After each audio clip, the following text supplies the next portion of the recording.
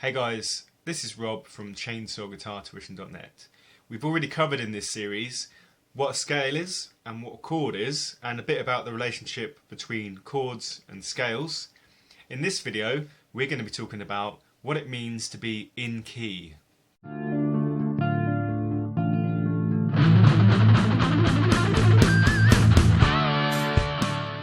So let's start from the beginning.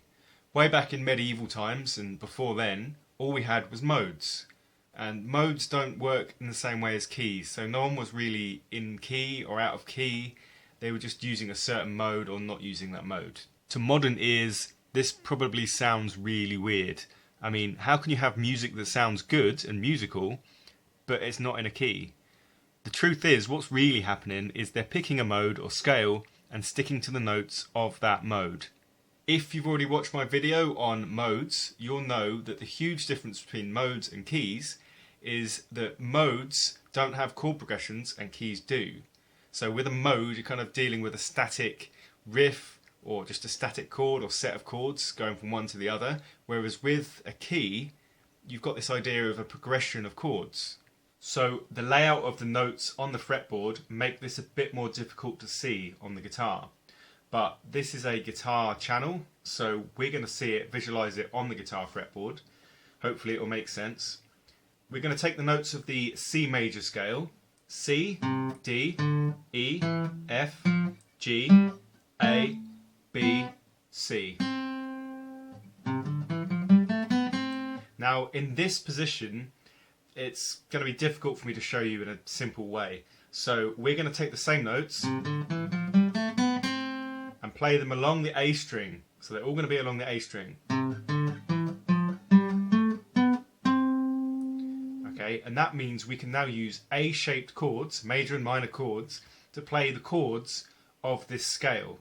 We end up with C major, and then D minor, E minor, F major, G major, A minor, and then B diminished, and then we're back to C major. So if you play these chords, they do sound like they belong together.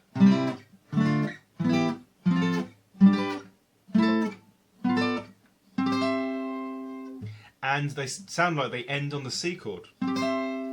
So if I now pick some chords from this selection of chords, they will be in the key of C. So let's pick 4 chords. F major, that's chord 4. D minor, which is chord 2.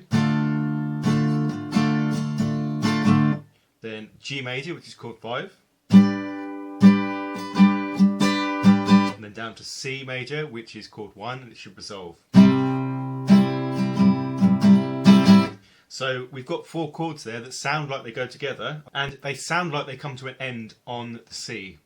That's where they resolve. So you could end there. You couldn't go on one of the other chords. You couldn't end there. It doesn't sound like it's ended. It doesn't sound like it's ended until you play the C. You can play these chords in any position. So you could do F, D minor, G, to C. And the theory is the same. Now, when we want to talk about minor keys, we're doing the same thing with the natural minor scale. And the natural minor scale is the same notes as the Aeolian mode. We call this scale the natural minor because there are other minor scales, like the harmonic minor or melodic minor. So, how do you tell what key you're in? Obviously here we're not talking about when you've got sheet music, because it'd be written on that. We're talking about when you figured out something by ear, you've just got the tab, or when you've just got the chords written down. The real question here can be divided into 2 parts. A, what scale does it use? And you can work that out also from the chords, because of the relationship between scales and chords that we've talked about. And B, which chord does it resolve to?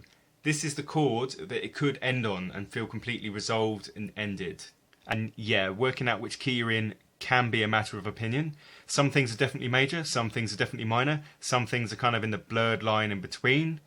but this is kind of a rough guide. So if you like these videos, don't forget to subscribe. You can also visit my website if you want to get in contact for one-on-one lessons via webcam. And until then, I'll see you next time. Essentially, we take a scale and then we make a chord from the first degree of the scale, starting from the first note, then starting from the second note, then the third, then the fourth, etc, etc. Now, to stop us getting confused between chords and scales, we use Roman numerals